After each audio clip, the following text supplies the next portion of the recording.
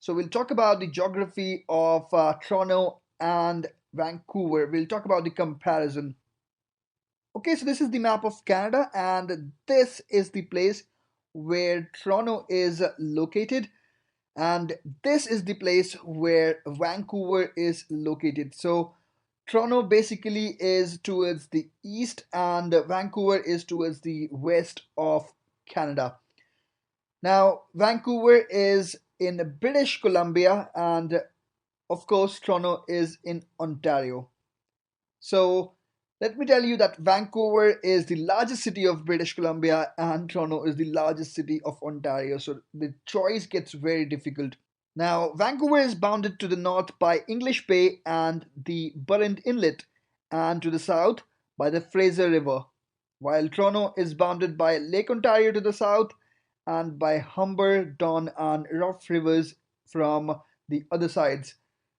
Please don't get mistaken by the term lake. Lake Ontario is like really huge. Now, Vancouver has got mountains there as well, so the land is flat and hilly, while Toronto's land is mostly flat. Now, both of the cities have got beaches, while Vancouver has got beaches for the Burrard Inlet. Toronto has got beach for Lake Ontario. However, I believe that Vancouver beaches are more real ones because beach of Lake Ontario is more of a lake shore rather than beach.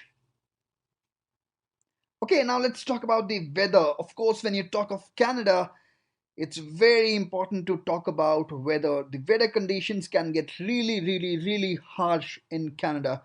So we'll talk about the weather conditions in different months in the last 1 year. So here's a comparison which is very interesting. You can see in the month of July 2019, the minimum temperature of Vancouver was 10.4 and the maximum was 28.5, while that of Toronto was minimum of 14.3 and maximum of 33 degrees, which means that Toronto gets really hotter in summertime. Now, talking of winters, you can see the month of February or January. So, the month of February in Vancouver, the minimum temperature was minus 8.8 degrees, while the month of February in Toronto was really harsh, and January was even harsher because it had minus 23 degrees temperature. So, in a nutshell, Vancouver's temperature is much better because in winters it is not that cold, and in summers it is not that hot. It is more of a moderate kind of a weather. Alright, now let's talk about the population and the crime rate. So both the cities have got people from multiple origin, from multiple religions. So let's talk about the people, the population in Vancouver. So in Vancouver, actually, Canadians are like 46%, like the white Canadians. Chinese are 28%. South Asians are 6%, and Filipinos are 6% as well. The total immigrant population is about 40% in Vancouver. While in Toronto, the white Canadian population is about 50%, South Asian is about 12%, Chinese is about 11%, and Filipino is 5%. And the number of immigrants in Toronto are much higher, they're 46%. Now, let me tell you that these are the statistics from 2016 census. These statistics have changed a bit. Recently, I read a couple of articles where it was told that the number of immigrants in Toronto have crossed more than 50%. So more than 50% of population of Toronto is actually the immigrant population. Here by South Asian, I mean Indian, Pakistani, Sri Lankan, Bangladeshi people, primarily Punjabis. And in the case of Vancouver, the Chinese population is really huge over there. In fact, the Chinatown of Vancouver is the biggest in Canada. Of course, Toronto has got its own Chinatown as well, but the Vancouver Chinatown is the biggest one. Okay, now let's talk about the crime rate. Of course, if we want to go to a safer city, to a safer place where we can live with our families without any worries. So the crime index in Vancouver is 36, while the safety index is 64. Toronto is very similar. The crime index is 37, while the safety index is 63. Okay, with these statistics, I know it would be very difficult for you to judge these two cities. So let me compare these statistics with a city in India and one in Pakistan. So Delhi in India and Karachi in Pakistan I chose. So both of them have got a pretty similar crime index and safety index as well. Delhi's safe crime index is about 58 and safety index is 41. Karachi's it's 56, safety index is 44. So you can see both Vancouver and Toronto are much lesser in the crime index and much higher in the safety index. So of course you can be rest assured about both of these cities. Both cities are very safe, but of course there are some crimes which do happen. Okay, now let's talk about the different job sectors in the two cities. And a bonus, I'll also tell you about the job salaries, the minimum wage and the average wages in the two cities. Okay, Vancouver has got many jobs in technology, financial services, meaning insurance, banking, accounting, manufacturing sector, in the retail trade sector, construction, educational services, information culture and recreation, in film, in tourism, and in agriculture and fishing. However, in Toronto, it's very similar, but still it's a bit different. Obviously, technology jobs are the highest in Toronto, in Canada, then financial services again in Toronto, then fashion apparel jobs, then life sciences, design, music and film, aerospace is very prominent here, then food, beverage, and tourism and events. So these are all the primary job sectors in the two cities. Now the minimum wage is also very similar. The minimum wage of British Columbia is 13.85 and that of Ontario is 14. Okay, now when we've talked about the minimum wage, it would be very interesting to talk about the average salaries as well. So here's a chart. It is from salaryexplorer.com. It clearly says that Toronto is a winner over here because the minimum salaries are a bit on the higher side in Toronto. Now you can see the minimum salary in Toronto is 925 Canadian dollars. In Vancouver, it's 886. The median salary, however, is 6,559 Canadian dollars, and in Vancouver, it's 6,483. And the maximum salary per month in is 30,255 Canadian dollars, while in Toronto, it's 28,997. So they're very similar, but still, Toronto is a bit on the higher side. I'm really curious who gets that salary, 30,000 per month. Wow, what a salary.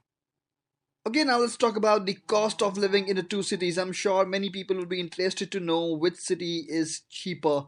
Okay, to compare the cost of living, I'll take you to this website, numbeo.com. I just hope that they pronounce it only this way. So you can visit this website and compare the cost of living of any two cities. Over here, you'll find the differences. They've clearly mentioned that Vancouver is slightly lower in comparison to Toronto apart from the rents. However, I just read an article just a few weeks back which said that the rents of Toronto have been increased by 10% since last year and they've crossed the rent prices in Vancouver now. Whatever it is, the rent prices are very similar, but apart from that, you can see that Vancouver is slightly cheaper than Toronto. However, just a couple of years ago, Toronto was a bit cheaper than Vancouver. In the last couple of years, prices of rents and other stuff in Toronto have really gone high. So you can come over here, you can compare different stuff like a simple meal in an inexpensive restaurant would cost you $20 in Toronto while it would cost you $16 in Vancouver. A Mac meal in McDonald's would cost you $11 in Toronto while it will cost you $10 in Vancouver. So it does differ. However, the water prices would be same in both these cities. Apart from that, the transportation you can see is also expensive in Toronto. It's 3.25 there and it's 2.95 in Vancouver. The monthly pass is 147 in Toronto while in Vancouver it's 95. So there's a huge difference over here. You can see 35% difference in monthly pass. So what happens in monthly pass actually is that you can get a pass for 1 month and travel unlimited. So apart from that, you can see the utilities also are more expensive, much more expensive in Toronto than in Vancouver. There's a difference of 42%.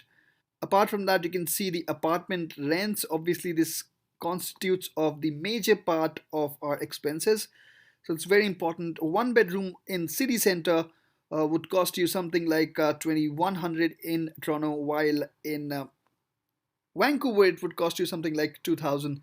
If you go outside of downtown or the city center, then you'll get something in around 1700, while in Vancouver you'll get it in 1600. So again, there's a difference of around $100. So all of this will actually count up to, $300-400 difference in Vancouver versus Toronto. Toronto is definitely more expensive than Vancouver these days. Right, now let's talk about the public transport in the two cities. Now, both the cities are great in terms of public transport. Now, they've got trains to travel to Vancouver and Toronto from other cities, and from the Vancouver and Toronto airport to the downtown of the cities. They've got buses. Now, in Vancouver, they've got SkyTrain, which is a totally automated train, while in Toronto, they've got Subway, which is very, very old.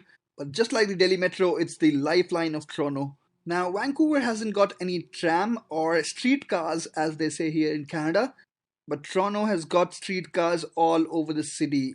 It's really fun traveling in those streetcars. Okay, now to travel in the ocean, Vancouver has got sea bus through which you can travel in the ocean from the coastline to the different islands. While in Toronto, they've got ferries to travel from the lakeshore to different islands of Lake Ontario. Okay, now coming over to the time zone. I'm sure not everyone would be aware that Vancouver and Toronto are in different time zones. Vancouver is in Pacific Daylight Time and Toronto is in Eastern Daylight Time. So let's talk about summers. If it is 7 p.m. in Vancouver, then it would be 10 p.m. in Toronto. There's a difference of 3 hours. If you want to compare it with Indian Standard Time, then it would be 7:30 a.m. of the next day in Delhi, in any place in India rather. While in winters it would change. However, the time in Vancouver and Toronto would be same, but the time in India would then be 8:30 a.m. of the next day. So the time difference would actually increase by 1 hour. Okay, so that's it for this video. I just hope that the information shared in this video would help you guys